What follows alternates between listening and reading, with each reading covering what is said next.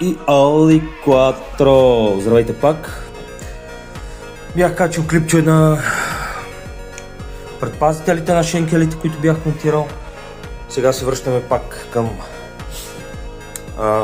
спирачните апарати и тяхната реставрация, разбира се. Тук да оправим зумчетата. Цак, ето. Ще лакираме. Ще се лакират, но интересното е, качил съм клипче как изглеждат апаратите чисто лилави. Сега сме вече на два отделни цвята. Имаме черен мат на тези детайли, лев, десен спирачен апарат.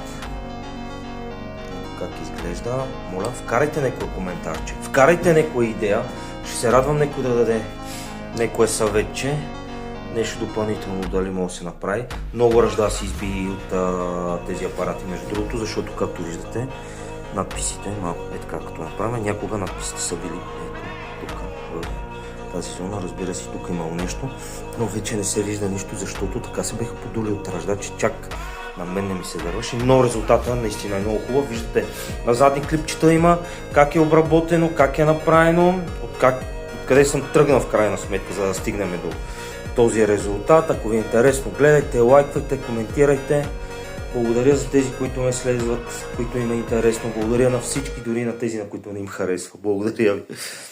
Аре банда, ще се видим, както казват ТРВ, Audi Quattro.